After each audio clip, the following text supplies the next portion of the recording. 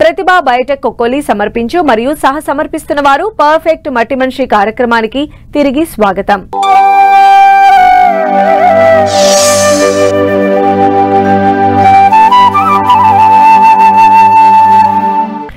ఏ కాలంలో ఉండే సమస్యలు ఆ కాలంలో ఉంటాయి. ఇది మనుషులకే కాదు మూగజీవాలకు కూడా వర్తిస్తుంది. పాడి పరిశ్రమ విషయంలో వేసవిలో అధిక జాగ్రత్తలు తీసుకునే రైతులు చలికాలంలో కొంత నిర్లక్ష్యాన్ని ప్రదర్శిస్తారు.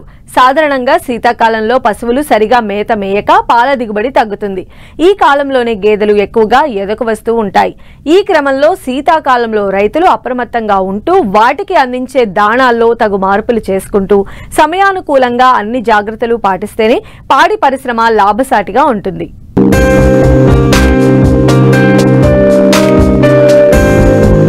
వ్యవసాయ రంగానికి అనుబంధంగా పాడి పరిశ్రమ అభివృద్ధి చెందుతోంది. అయితే ప్రస్తుతం శీతాకాలం కావడం పశువులు సరిగ్గా మేత తినక పాల దిగుబడి తగ్గుతుంటుంది. అందుకే పశువులకు శీతాకాలం ఒక గడ్డుకాలం అంటుంటారు. ఈ కాలంలో ఎన్ని జాగ్రత్తలు తీసుకున్నా సమస్యలు ఎదురవుతూనే ఉంటాయి. ముఖ్యంగా శీతాకాలంలో పశువుల శరీర ఉష్ణోగ్రత తగ్గకుండా చూసుకోవాలి. సాధ్యమైనంత వరకు పశువుల శరీరం వేడిగా ఉండేందుకు కావలసిన ఆహారాన్ని అందించాలి. లేని పక్షంలో మేత సరిగా తినక పాల దిగుబడి తగ్గే ప్రమాదముంది.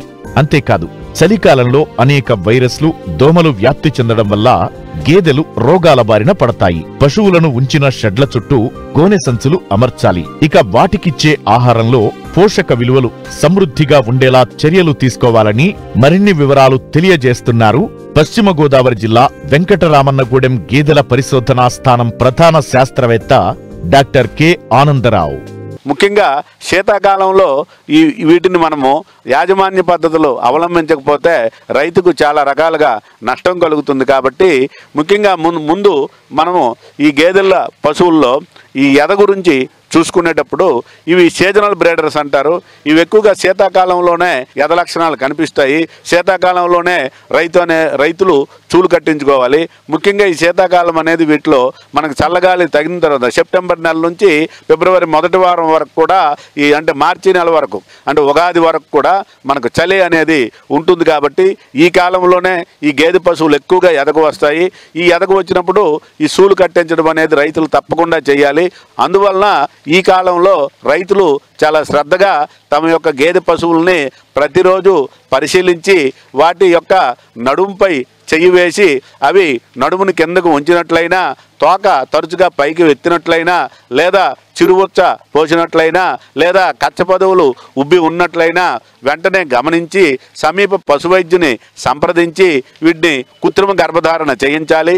కృత్రిమ గర్భధారణ చేసిన తర్వాత 20-21 రోజుల్లో మళ్ళీ ఎదకు రాకపోయినట్లయితే 3వ మాసంలో అంటే 60 రోజుల నుంచి 90 రోజుల మధ్య సూలు పరీక్ష చేసి సూడి కన్ఫర్మ్ అయిన తర్వాత నిర్ధారణ జరిగిన తర్వాత వీటిని జాగ్రత్తగా సంరక్షించుకోవాలి. ఇక రెండవది ఈ గేదెల పోషణ.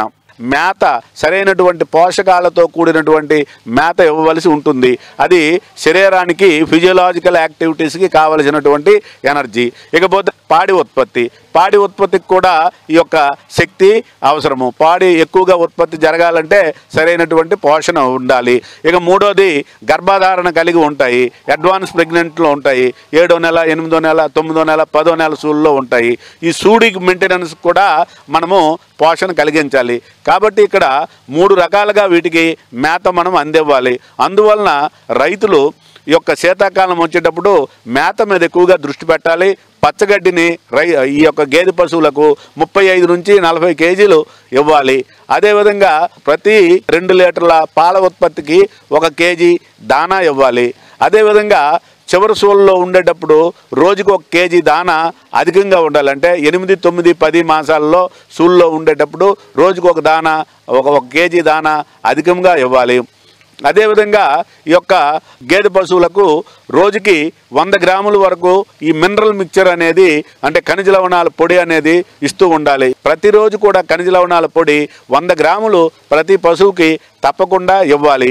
ఇచ్చినట్లయితే అవి సకాలంలో ఎదకు వచ్చి సూలు కడతాయి. అదేవిధంగా పాడి ఉత్పత్తి కూడా బాగుంటుంది.